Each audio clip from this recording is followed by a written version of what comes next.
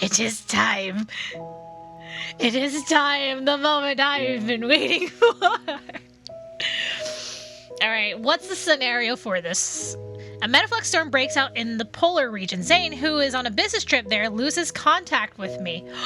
Yo, is this like a continuity? Does this continue from where we last saw Zayne in the story? Because in the story, Zayne went off to a Snowcrest as on a business trip in the storyline. So I wonder if this is actually canonical to the story.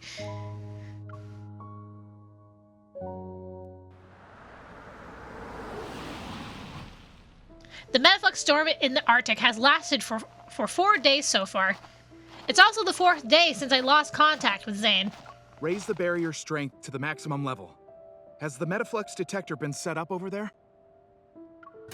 The hunter who's leading the team stops at the mouth of the snow-covered mountain pass as he directs the construction of defenses. He glances at me. Our branch has rules. We can only take precautions on the outer perimeter for any storms above level 7. We cannot approach them. The blizzard fiercely strikes against my goggles, blurring my vision. Still, I keep my eyes fixed on the fortress-like building on the opposite side of the mountain. I'll be fine by myself. The person I'm looking for is over there. At the Protocore energy converter? It was built during that great battle in the Arctic and abandoned when it ended. Why would anyone go there? Zayne would go there, because that's where he used to work before that incident on the mountain. Because he participated in that battle. As I speak, the mountain trembles. Snow rises from the opposite side and rolls down with a rumble. Zayne! The metaflux detector's readings instantly hit the maximum value. I can't wait any longer. I step out of the swirling blue energy barrier. Stop! The Arctic branch's rules don't apply to Lincoln hunters, and this is a matter of life and death. Even if you're going to punish me, I'll accept it as soon as I bring him home. Grimacing, the leader stares at me from behind the energy barrier. By going there without any help? Are you trying to get yourself killed? After a moment, a mechanical sleigh dog pulling various pieces of equipment slides in front of me. The hunter turns around, not giving me another look. Communications team. There might be signs of life at the storm's epicenter. I'd like to submit a request for a special rescue unit. I immediately get on the snowmobile and speed toward the fortress gate that's half buried in the snow. I should have realized it sooner. Zayne must be in the Arctic because something was about to happen. A week ago, on the day I sent him off from the airport, I should have known. Oh, is this a separate trip then? I guess it is a separate trip. Okay. Yawning, I sit in the airport's departure hall's cafe. I'm bored. Order 775. Please collect your order at the counter. A guy pushing 2 puppies and a stroller passes before me, and I can't help but turn my head to look. Your eyes are practically glued to them. Stop that. They won't be yours no matter how long you keep staring. Hey, I can still look at puppies and admire them. That doesn't mean I want to steal them or anything. This includes but is not limited to those inside and outside the stroller. What belongs to me then? A hand rests on my head. I'm forced to turn my head and meet Zayne's gaze with its mysterious depths. The hazelnut latte is yours. Eh. While the answer is correct, it's not what I expected. Eh. Nyeh. Zayne! I take the cup from Zayne. You don't typically ask me to see you off when you're going on a business trip. Is there a reason why you want me to accompany you for breakfast today? Should I take that as you not wanting to see me off? No! No! I don't know when I'm going to return to Lincoln. It's possible I won't be able to ensure you have breakfast for a whole month. So while I'm still here, I'll make sure to supervise you as much as possible. Wow, he's just making sure I get my meals in. Damn.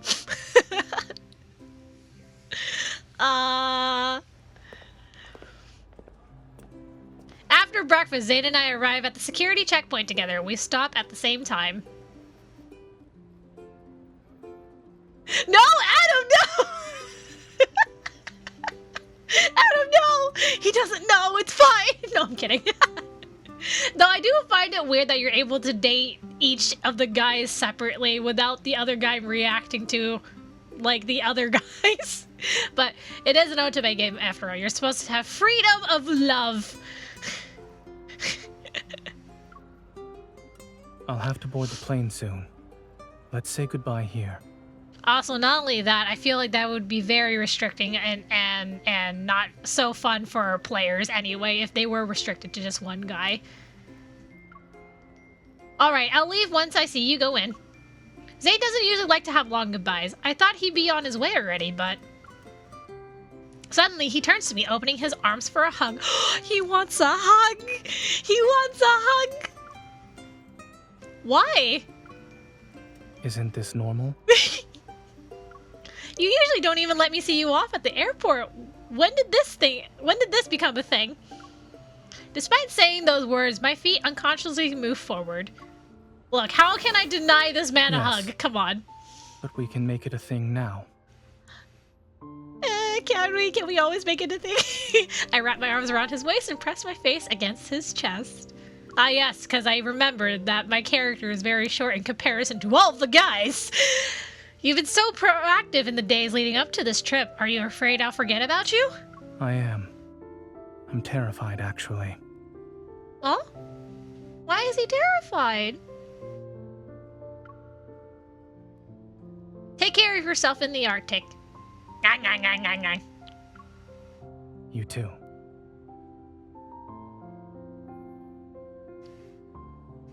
I'm not chasing him off to the Arctic.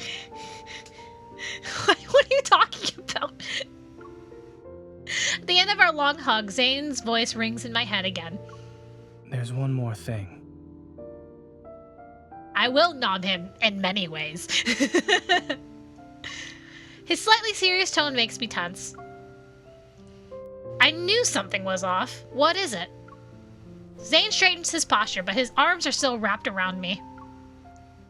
Is it important? I watch as Zayne reaches into his coat pocket, pulls out his car keys, and then places them in my hand. Wait, why are you giving me your car keys? Could you drop off my car at the car wash on your way back? That's all? Seriously, Zayne? That's it? Zayne chuckles, and his hand once again rests on my head. It's almost time. I need to go. You should also head back.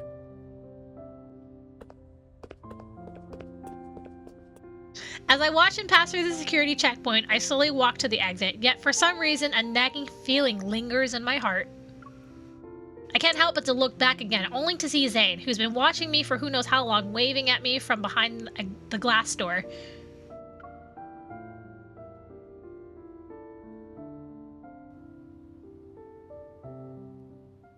Zayne didn't seem too busy during those first few days at the Arctic. He responded quickly to my messages. Unfortunately, the peace of mind I had was shattered 3 days ago when I got a video call from him.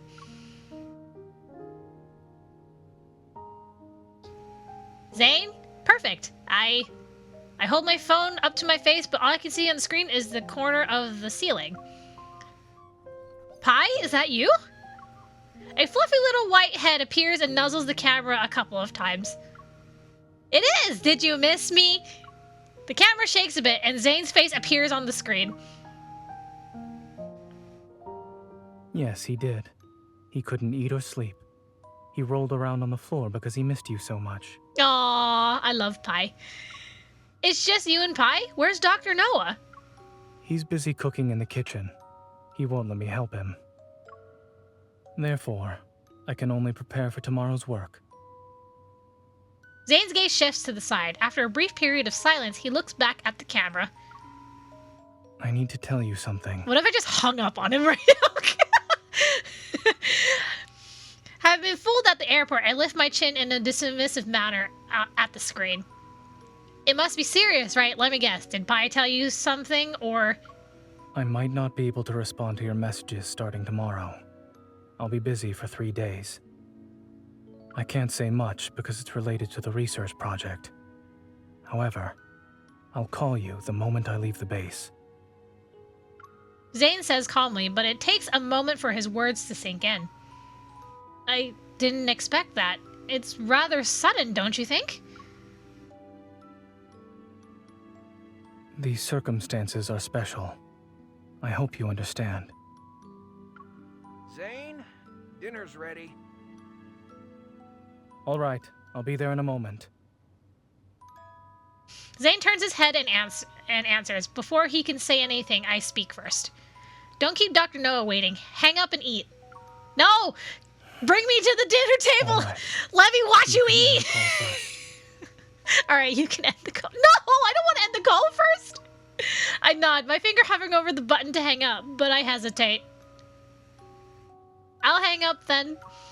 My finger reluctantly moves to the button again, yet before I can press it... It seems you still have something to say. Why don't you tell me before we hang up? My thoughts are carefully stirred, and my feigned indifference turns into me being awkwardly flustered. But I don't have anything to. I mean, make sure you rest well and you're at make sure you rest well when you're at the base. Eat as much as you can. And I hope you'll be able to come back early.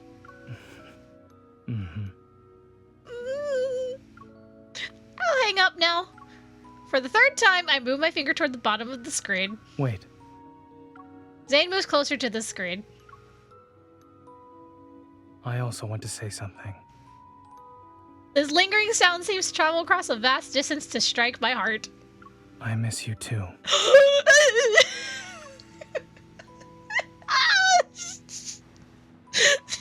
God damn it! He beat me to it!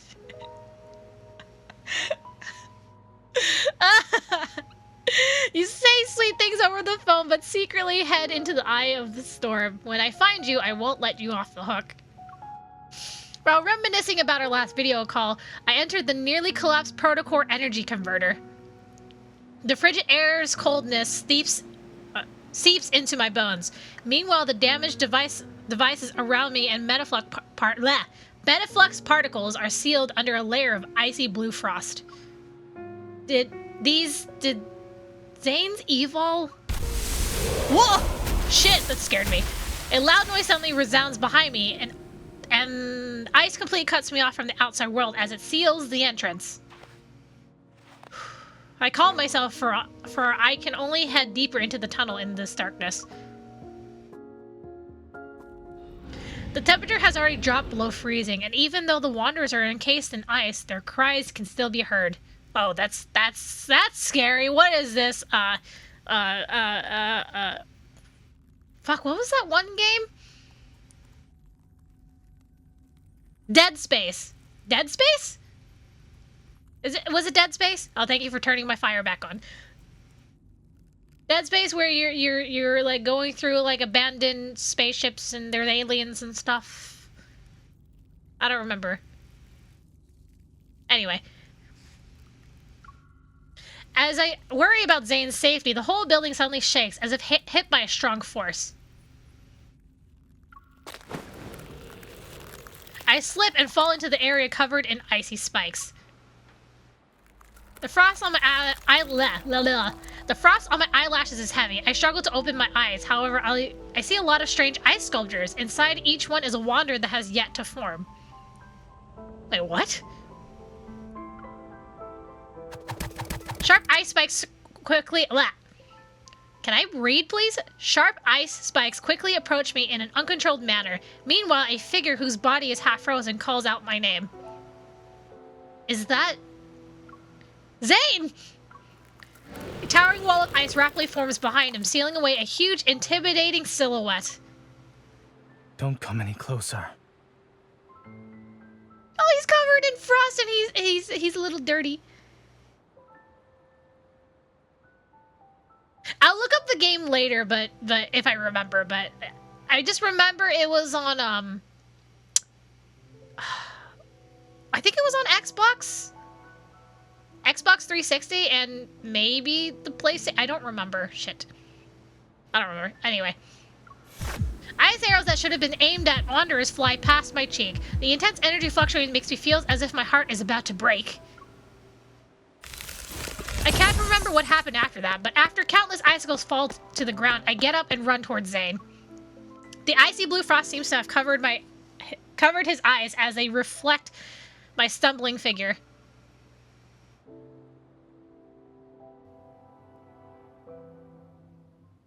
Did his evil go out of control? Is that what's going on? Before the area is completely frozen, Zayne and I manage to escape. We arrive at an underground shelter with each other's support. My uncontrollable heartbeat slowly calms down. When I come to my senses, a first aid box is in my hand. You need to tend to your arm. Can you do it by yourself? I lower my head and notice an ice arrow lodged into my Ow! Ow! I notice Zayne is sitting against the wall far away from me. Frost still spreads from inside his collar and his sleeves. He really can't control his evil right now. With a bit of force, I pull out the ice arrow. Then I go to Zayne's side and take his hand. The imagery of the ice arrow and the arm.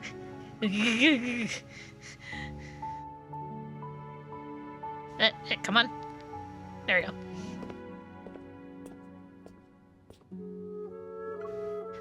Although I've seen him lose control of his evil before, he's never let me get a closer look.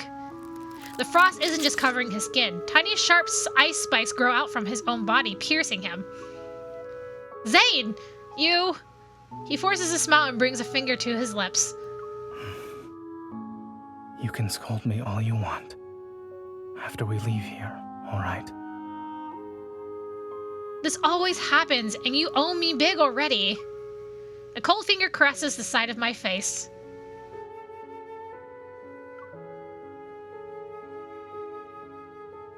Didn't I say I'd call you once I got out? Why did you come here alone? You haven't said anything for more than 3 days, and without you, there won't be anyone to make sure I eat breakfast. That's your priority? The harsh words that were about to leave my mouth turned into me slightly shaking my head. I lifted my arms and hug his shoulders. His body shudders slightly. I'm not sure if it's because the ice spikes that are growing out of his body or something else. You might get hurt. It's possible I won't be able to control myself. I'm referring to my evil. Damn it, I was about to make a slight. God damn it. You should stay quiet. You should stay quiet while I'm still pitying you. Amidst our tangled breaths, his arm hesitates for a long time before finally wrapping themselves around my back. A while ago, someone promised me it was the last time I'd have to worry about him. It's not serious. I'll survive. I knew it. You're better off not talking. After a moment of silence, I hold Zayne more tightly. Do you feel better now? I do. I'm okay now. As my gaze sweeps over him, the frost covering half of his body seems to back away from my touch. Huh? Could it be? I use my evil and the ice recedes more quickly. What are you doing? Zayne, my evil can help you! Impossible. You must be seeing things. His tone suddenly turns cold as he pushes me away. No! What the heck? But it actually worked. Look.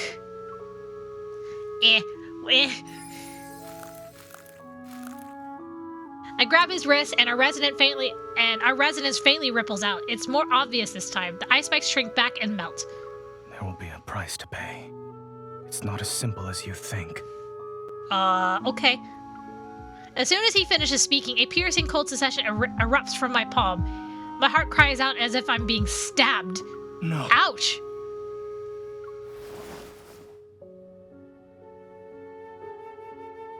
Zayne quickly holds me and lifts my body onto the hospital bed. There's a hospital bed in here? Control the backlash is dangerous. I don't want.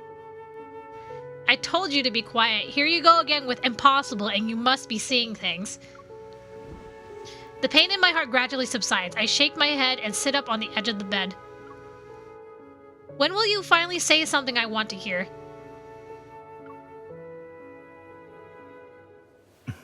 I want to protect you. Dragging you into a dangerous situation is the last thing I would do.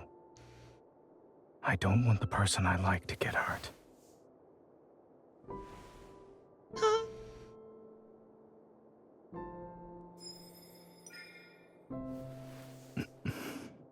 But the person you might not like feel... Sorry, I got... But the person you like might not feel the same way. Wait, what the heck? What was that? She always wanted to protect you as well. Really? I shouldn't have let you see me like this. You look so sad. But I've already decided to face this with you, unless you say you don't need me. How come? When we were apart these past few days, I was always thinking about you. Whether or not you've been eating properly, taking care of yourself, and if you would be upset if we never saw each other again. You occupied my every thought. If I hadn't been missing you, perhaps I wouldn't have struggled to hold on until you found me.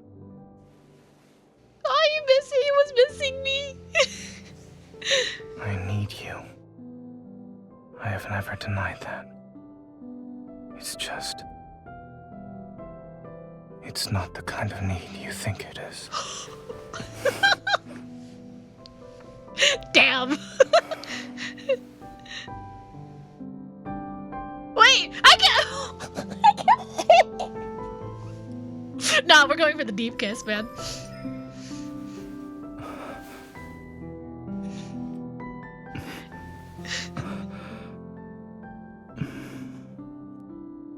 If I must say something now, then I'm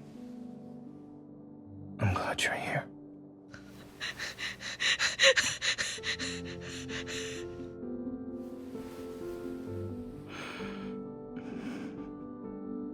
Are these what you wanted to hear? He's pinning me down with his other hand. Do you see that? Oh my god. And then they shared body heat. Yep, totally. I'd believe it. The storm rages outside the protocore energy converter, and after an indeterminate amount of time, we finally get a signal from the Arctic hunters coming to our rescue. They concluded from the subsequent investigation that this metaflux storm was powerful enough to create an unimaginably large wanderer. It reminds me of the silhouette behind the towering ice wall when I saw Zayne.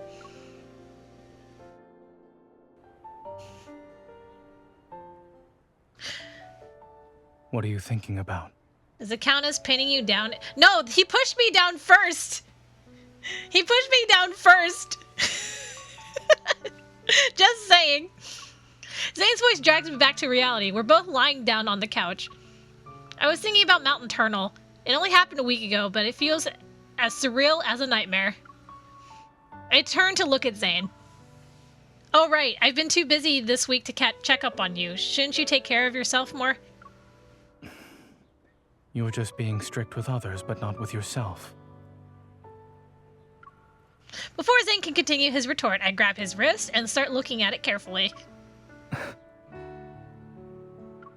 When Zayne tries to pull his hand back, I take this opportunity to sit on his lap. Don't move! I'm not done yet. My gaze moves up. I only feel relieved when I see those ghastly wounds have healed. At times like these, I'm glad you're not an actual doctor. He tenderly holds my hand and I look into his eyes. Oh my god. He tenderly holds my hand and I look into his eyes. For a moment, that familiar gaze takes me back to a frozen world. I worry I suppressed several times. Wait, what? The worry I suppressed several times before it surges forth. I look away. You have questions. However, I won't be able to give you definitive answers to them. Why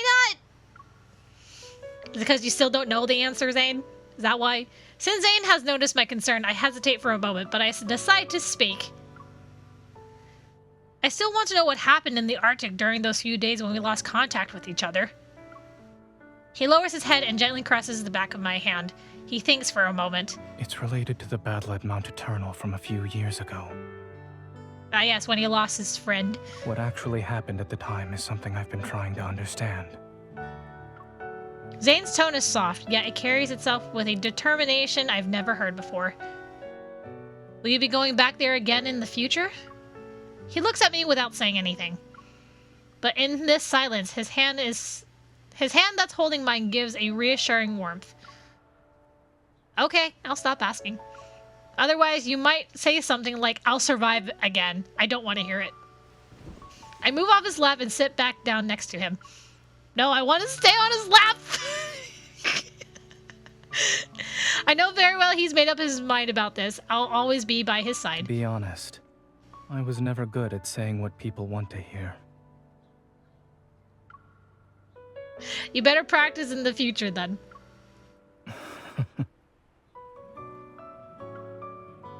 The once gloomy sky suddenly brightens, and we're showered with an endless stream of sunlight. Long shadows are cast on the floor. The sky is clear now. Mm-hmm. Hey, What?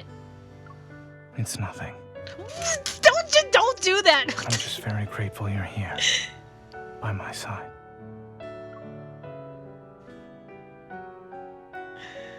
Ah! Oh, I love him so much. I love him so much. Oh, fuck.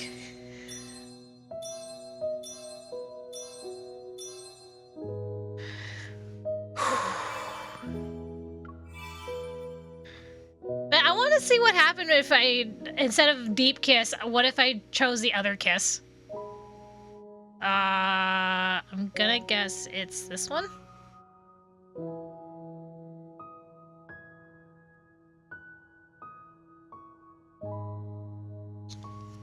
Because I didn't get to see what the other reaction was. And you guys stress about my heart rate. I need you. I have never denied that. It's just... it's not the kind of need you think it is. Also, I wonder if I should change my hairstyle so I can actually see my face. Because I actually haven't changed my hairstyle in a while on the game.